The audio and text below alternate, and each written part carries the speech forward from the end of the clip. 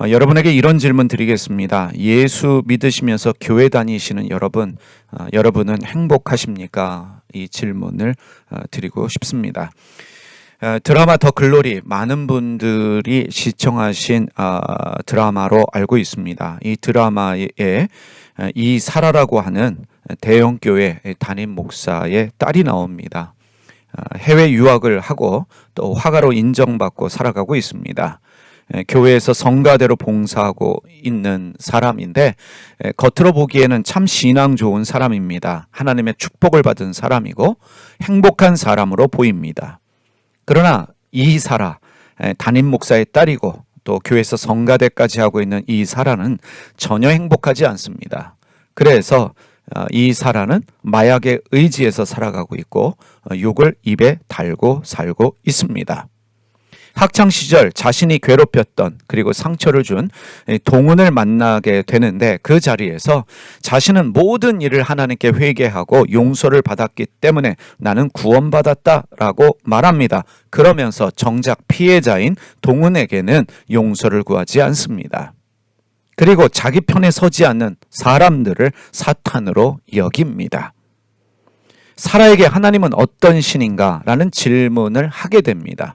사라가 믿고 있는 하나님, 사라가 예배하고 찬양하는 하나님은 어떤 하나님인가? 어떤 신인가? 라는 질문을 우리가 하게 됩니다. 이 더 글로리 드라마에 보면은 장군신을 섬기는 무당이 나옵니다. 무당은 장군신을 이용해서 잘 되는 방법, 그리고 화를 피하는 방법을 알려줍니다. 자신의 말을 통해서 사람들을 두렵게 하고 자신을 믿게 합니다. 그리고 돈을 요구합니다. 사라는 회개라고 하는 것은 하나님께 기도하면 된다. 기도하면 모든 문제가 다 해결된다라고 믿습니다. 자기 반성이나 자기 성찰이 전혀 없습니다. 사라가 예배하던 그 교회 여러분 생각나십니까? 세련된 공간에서 하나님을 예배하고 하나님을 찬양하고 있습니다. 그런데 이렇게 생각하게 됩니다. 그녀가 믿는 하나님과 무당이 믿고 있는 장군신과 다를 것이 무엇인가? 하나님 장군신, 그리고 예배당, 그리고 점집. 그런데 사라가 예배하는 하나님과 무당이 예배하는 신과 다를 것이 무엇인가? 우리가 질문하게 됩니다. 무당 종교의 목적은 신과 무당에게 열심히 정성 바치고 열심히 기도해서 복을 받아 자신이 원하는 모든 것들을 성취하여 누리는 것입니다. 무당 종교에는 자기 반성과 자기 성찰이 없습니다. 그러나 신앙의 삶은 질적으로 차원이 다릅니다. 오늘 우리가 읽은 빌립보서 2장 5절 말씀 세 번역으로 보겠습니다. 여러분 안에 이 마음을 품으십시오. 그것은 곧 그리스도 예수의 마음이기도 합니다. 신앙의 삶이란 열심히 기도해서 복을 받고 잘 되는 것이 아닙니다. 신앙의 삶은 그리스도 예수의 마음을 가지고 살아가는 것입니다. 신앙의 삶이란 다시 한번 말씀드립니다. 그리스도 예수의 마음을 품고 살아가는 것입니다. 그 예수 그리스도의 마음을 가지고 살아가는 것입니다. 이어지는 6절에서 8절 말씀 보겠습니다. 그는 하나님의 모습을 지니셨으나 하나님과 동등함을 당연하게 생각하지 않으시고 오히려 자기를 비워서 종의 모습을 취하시고 사람과 같이 되셨습니다. 그는 사람의 모양으로 나타나셔서 자기를 낮추시고 죽기까지 순종하셨으니 곧 십자가에 죽기까지 하셨습니다. 예수님이 자기를 비우시고 사람이 되셨고 예수님이 십자가에서 죽으셨습니다. 예수님이 자기를 비우시고 사람이 되시고 십자가에서 죽으신 이유가 무엇입니까? 사람의 구원을 위해서입니다. 다시 말해 사람의 구원과 행복을 위해 하나님 자신이 희생하셨습니다. 사람을 구원하시기 위해서, 사람의 행복한 삶을 위해서 하나님 자신이 희생하셨다는 사실입니다. 바로 이것이 그리스도 예수의 마음입니다. 자기를 비우셔서 십자가에서 죽기까지 순종하신 예수 그리스도의 마음은 무엇입니까? 인간의 구원을 위한, 인간의 행복을 위한 것이었습니다. 자기를 비우신 예수 그리스도의 마음은 우리를 위하시는 하나님의 마음입니다. 우리의 구원을 바라시는, 우리의 행복을 원하시는 하나님의 마음이라는 것입니다. 여러분, 다시 한번 질문해 보겠습니다. 하나님이 우리에게 원하시는 것이 무엇일까요? 하나님을 믿고 있는 우리에게 하나님이 원하시는 것이 무엇일까? 하나님을 위한 희생일까?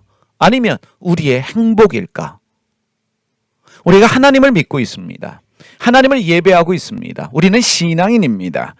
신앙인이라고 말하는 우리에게 하나님이 원하시는 것이 하나님을 위한 희생일까? 우리의 행복일까? 여러분, 무당 종교의 신은 신을 위해 인간이 희생할 것을 요구합니다. 우리 한국 사람들은 이것에 길들여진 사람들이에요. 한국 사람은 김치를 먹어야 밥을 먹은 것 같은 느낌을 가집니다. 김치에 길들여졌기 때문에 그렇습니다. 우리는 오랜 시간 동안 무당 종교에 길들여졌기 때문에 무당 종교가 가진 특징, 신을 위해 희생하라고 하는 그 생각으로 길들여졌습니다.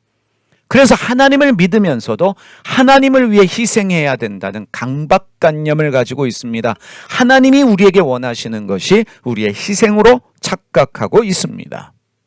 하나님은 우리가 행복하게 잘 살기를 원하십니다. 하나님의 마음이에요. 우리가 구원받아서 우리가 행복하게 잘 살기를 원하십니다. 그래서 자기 비움을 요구하시는 하나님의 이유와 목적이 있습니다. 하나님은 하나님을 위해서 우리에게 비워라 라고 말씀하시는 것이 아닙니다. 자기를 비우신 예수 그리스도의 마음을 우리 안에 가져야 되는 목적은 하나님을 위해서가 아니라 우리의 행복을 위해서 우리는 우리 자신을 비워내야 합니다. 예수 그리스도의 마음, 자기를 비우신 예수 그리스도의 마음을 우리 안에 가져야 되는 이유와 목적은 바로 우리의 행복을 위해서입니다. 그것이 하나님의 마음입니다. 나의 행복을 위해서 비워낼 수 있어야 합니다. 왜냐하면 자기를 비우신 예수 그리스도를 본받아서 자기를 비울 때 비로소 행복하게 살 수 있고 기쁘게 살 수 있습니다. 자기 비움이 무엇인지를 알고 내 삶에 적용할 때에 비로소 사람답게 살 수 있습니다. 그럴 때 진정한 그리스도 예수의 마음을 가지고 행복한 신앙생활을 할 수 있습니다.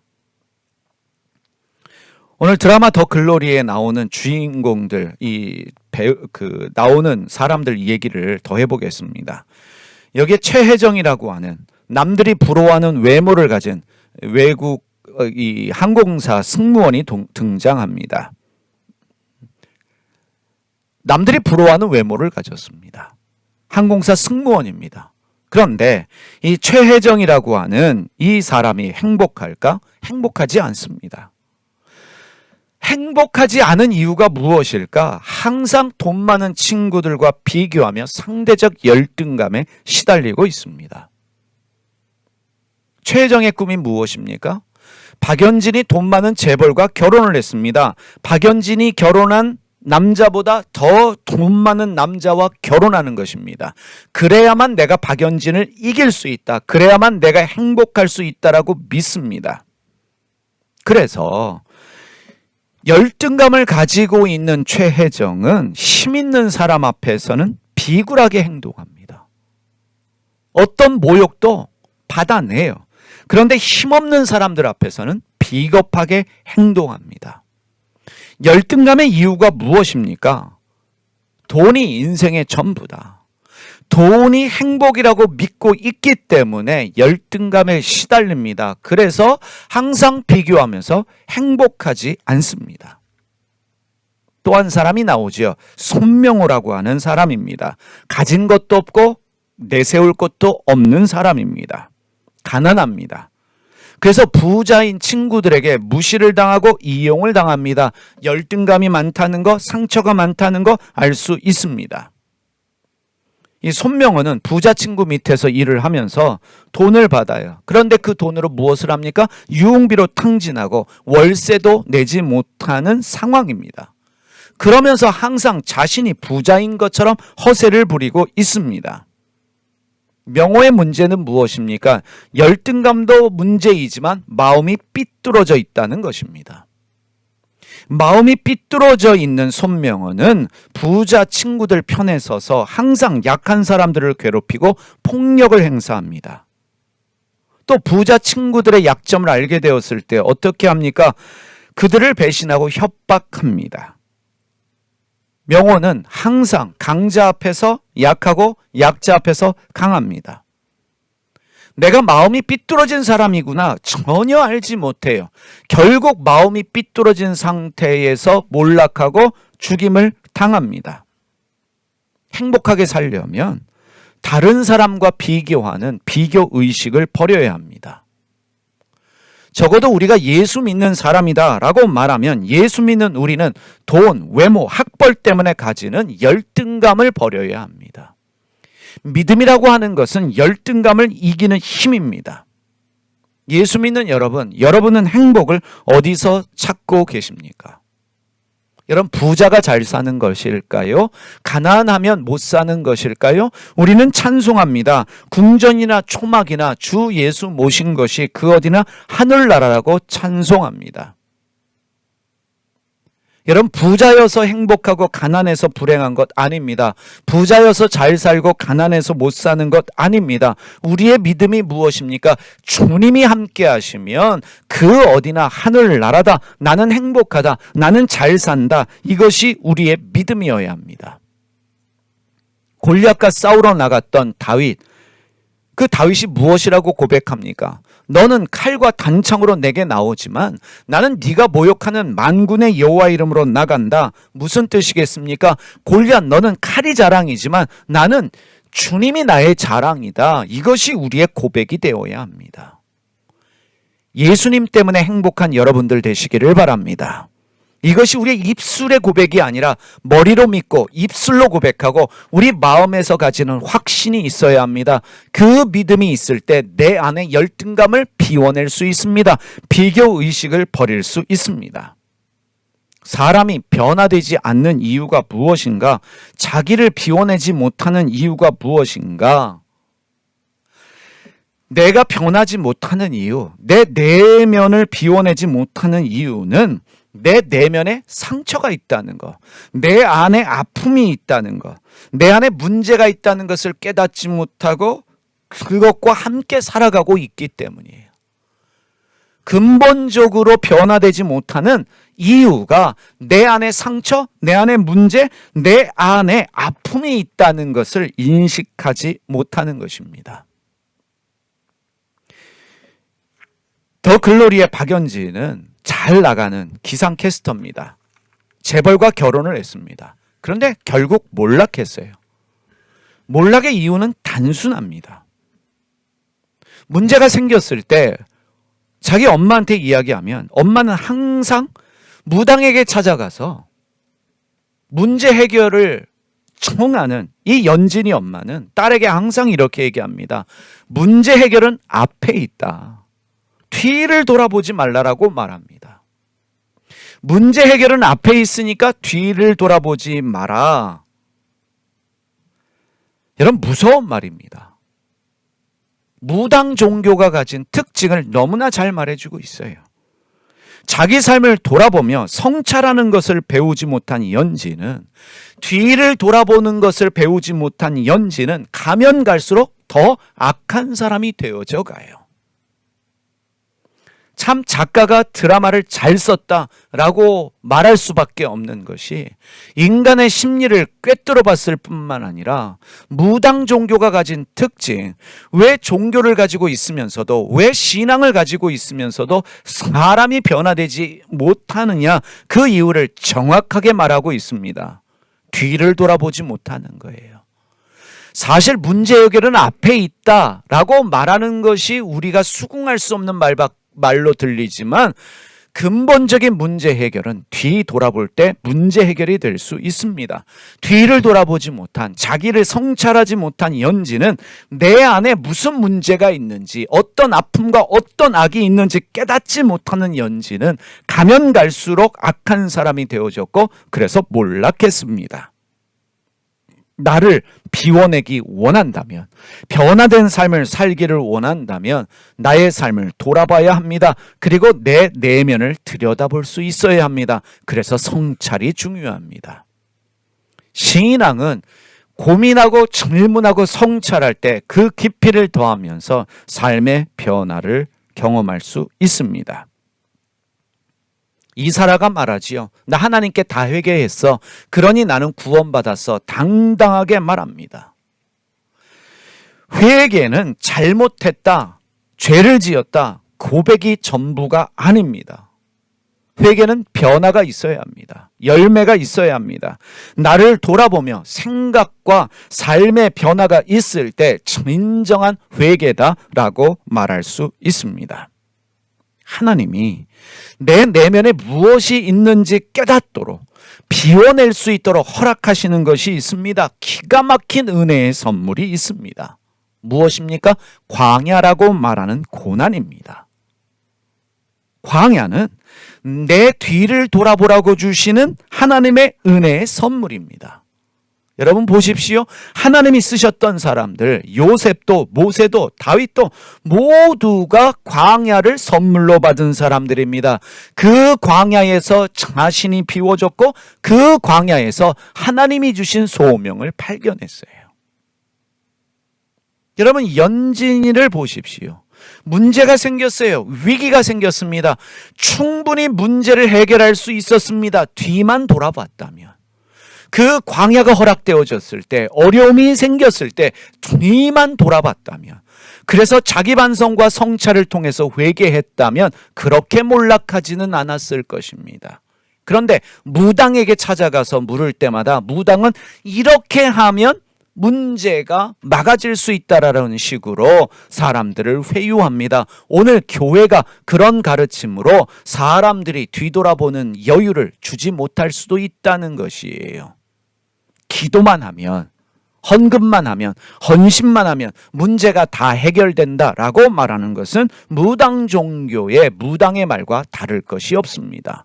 왜 고난을 주시는가? 왜 광야를 주시는가? 비워내고 뒤를 돌아보라는 것입니다. 소명을 발견하라는 것입니다. 그래서 우리 믿는 자들은 고난과 어려움이 닥칠 때마다, 광야가 닥칠 때마다 기도의 자리에서 해결해 주세요라는 기도보다는 나의 내면을 살피는 기도를 하는 이유입니다. 더 글로리의 이 전재준, 남들이 부러워하는 잘생긴 부잣집 아들입니다. 부모에게서 큰 유산을 물려받아 어린 나이에 여러 사업체를 운영합니다. 두려운 것도 없고 어려운 일도 없습니다. 그런데 이 돈 많은 부자인 재주는 힘이 없고 가난한 사람들을 자신이 키우는 개보다 못하게 여깁니다. 나는 부자다라는 우월의식을 가지고 자기보다 힘없고 가난한 친구들을 이용하고 무시하고 폭행하고 괴롭혔습니다. 친구가 죽었습니다. 친구가 어려운 일을 당합니다. 절대로 공감하지 않습니다. 슬퍼하지 않습니다. 돈이 많은 부자인데 열심히 일하지도 않습니다. 돈 많은 사람이에요. 어려움 없이 자랐습니다. 이 재준을 행복한 사람이라고 말할 수 있겠습니까? 남들보다 많은 것을 가지고 있는 재준에게는 소명의식이 없었어요. 인생을 왜 살아야 되는가? 내가 왜 돈을 벌고 돈을 가지고 무엇을 해야 되는가? 돈을 버는 이유와 목적도 없었습니다. 이 재준에게는 장애가 있었지요. 이 색을 구분하지 못하는 색약이라는 약점, 장애를 가지고 있었습니다. 만약에 자신에게 허락되어진 이 약점, 어려움을 통해서 자신을 돌아보았다면, 만약에 눈의 장애를 가진 사람들의 아픔에 대해서 한 번이라도 생각하고 이해하고 그들을 돕고자 하는 마음을 가졌다면, 그것을 소명으로 여겼다면, 그 소명을 가지고 돈을 벌고 사업을 했다면 재준의 삶은 분명히 달라졌을 것입니다. 돈을 버는 것도 행복했을 것이고 돈을 쓰는 것도 행복했을 것입니다. 그런데 여기서 아주 중요한 부분을 이야기해 보도록 하겠습니다. 예수 믿는 많은 분들이 오해하는 부분입니다. 우리가 버려야 할 부분이에요. 무엇이냐면 예수 믿는 사람은 무조건 참고 견디며 착하게 살아야 한다고 믿는 것입니다. 이 왼쪽 뺨도 내밀어라 라는 예수님의 말씀을 오해해서 억울한 일 당해도 무조건 참아요. 할 말도 하지 못하고 무조건 참는 쪽을 택하시는 분들이 의외로 많습니다. 자녀 교육을 그렇게 시키시는 분도 있어요. 참아라, 견뎌라. 예수 믿는 사람은 이렇게 살아야 한다. 속옷을 달라는 사람에게 겉옷마저 주라는 예수님의 말씀을 우리가 오해하고 있습니다. 예수님의 이 말씀은 가난해도 당당하게 할 말하면서 살라는 말씀이지 당하면서 빼앗기며 살라는 말씀이 전혀 아닙니다. 여러분 생각해 보십시오. 사람이 당하면서 빼앗기면서 어떻게 행복하게 살 수 있겠습니까? 할 말 못하고 살면서 사람은 전혀 행복하게 살 수 없습니다. 이 더 글로리 드라마에 김경란이라고 하는 이 여자 청년이 있죠. 학창시절 친구들에게 학교 폭력을 당합니다. 그런 상처와 아픔이 있음에도 불구하고 여전히 친구들의 그늘에서 벗어나지 못하고 그들 밑에서 일합니다. 여러분 왜 그렇게 살까요? 그런데 우리 예수 믿는 분들 중에 많은 분들은 김경란 청년을 닮고 있습니다. 나는 착한 사람이어야 한다는 착한 사람 증후군을 가지고 있어요. 이 착한 사람 증후군을 가진 사람들의 특징이 있습니다. 거절을 못해요. 노라는 얘기를 못합니다. 자기 감정을 표현하지 못해요. 나 화났어요. 심지어 배고프면서도 배고파요라는 얘기를 못해요. 김밥이 먹고 싶은데도 친구가 돈가스 그러면 나도 하면서 자기가 뭘 먹고 싶은지 감정도 표현 못합니다. 항상 양보를 배우고 항상 착하게 살아야 된다라고 배웠기 때문입니다. 갈등과 다툼을 싫어합니다. 그래서 늘 양보해요. 이런 사람들이 듣는 얘기가 뭔지 아십니까? 착하다는 이야기예요. 너는 참 착해. 대개 따님은, 대개 아드님은 참 착합니다. 그런데 여러분 아실 거예요. 현대사회에서 그 말은 좋은 말이 아닙니다. 넌 착한 사람이야. 당신은 참 착한 사람이야. 라는 이면에는 이용하기 딱 좋은 사람이라는 거예요. 널 무시해도, 너에게 함부로 해도 너는 화내지 않는 사람. 이런 뜻이에요. 신앙생활 제대로 하려는 사람들에게 생기는 질병이라고 말할 수 있습니다. 예수 잘 믿는 부모님들이 자녀를 그렇게 가르치기도 해요. 이건 질병입니다. 저라고 예외가 아닙니다. 착한 사람 증후군에서 벗어나야 행복할 수 있어요. 그것마저도 비워내야 합니다.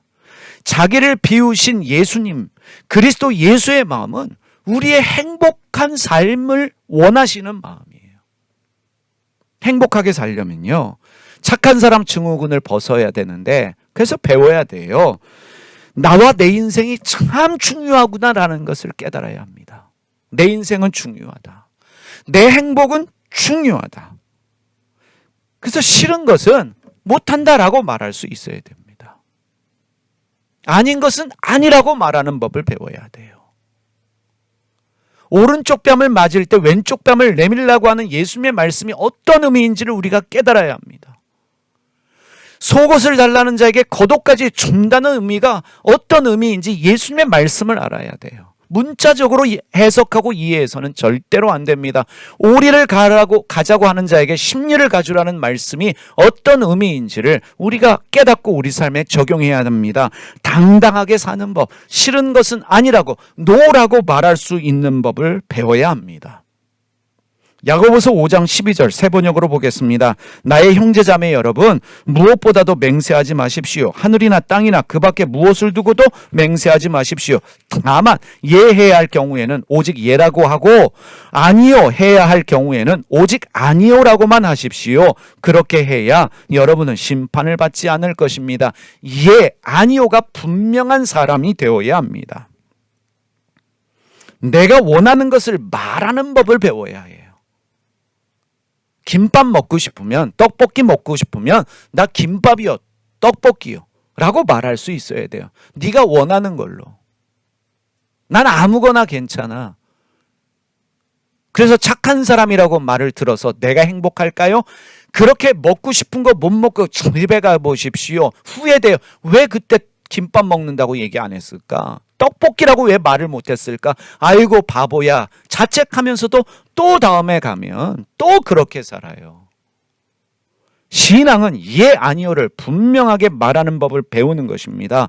무조건 참지 말고 화내는 법도 배워야 돼요.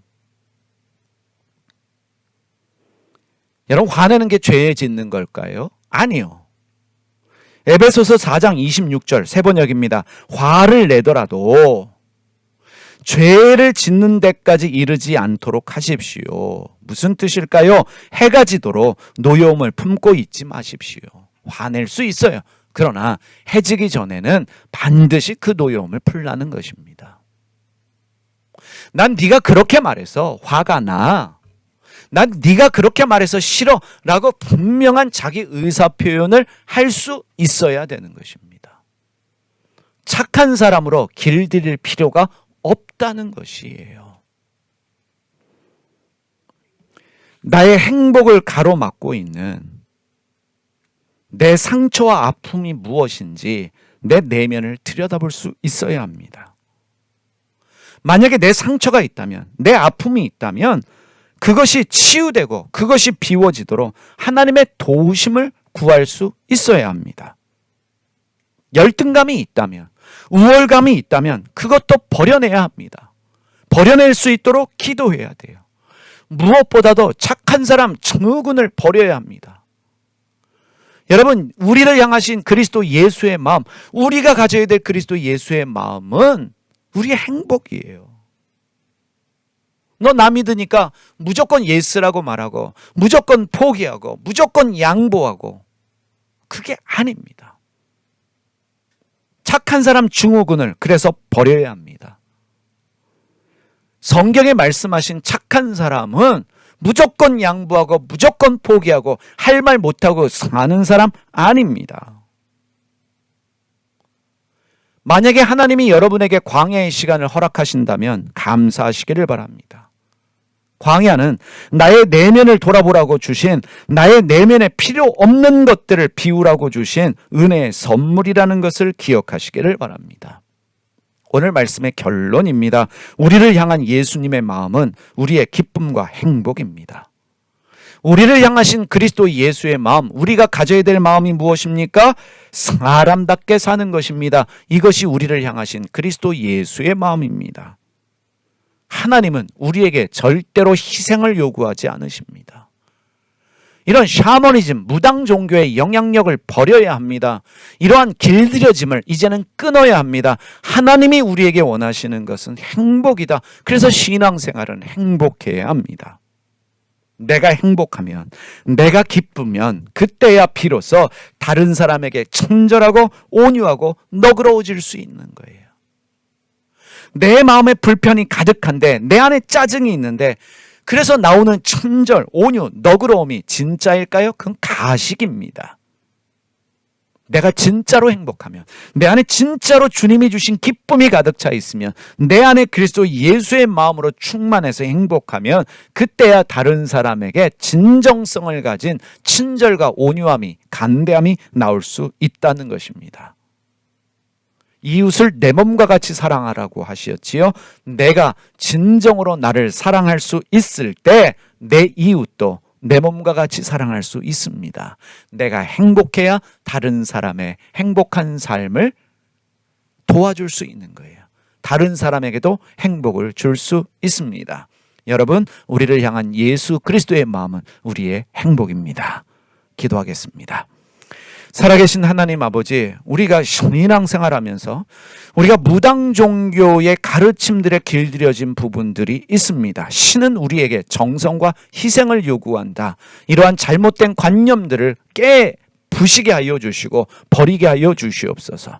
우리를 위해 십자가를 지신 주님의 마음은 우리의 행복이라는 것을 알게 하여 주시고 진정으로 행복한 삶이 무엇인지를 고민하고 생각하게 하여 주시옵소서. 하나님, 우리 안에 버려야 될 것들이 있다면, 그것이 열등감이라면, 우월감이라면, 착한 사람 증후군이라면, 상처가 있고 아픔이 있다면 버려내게 하시고 또 치유될 수 있도록 주님께서 도와주시옵소서. 우리 내면 들여다보라고, 우리의 잘못된 것들 버리라고 광야를 허락하실 때 감사하게 하여 주시고 그 광야에서 뒤돌아볼 수 있는 은혜도 있게 하여 주시옵소서. 우리의 행복을 원하시는 주님의 마음 깨닫고 이 한 주간 보내게 하여 주시옵소서. 예수님의 이름으로 기도드립니다.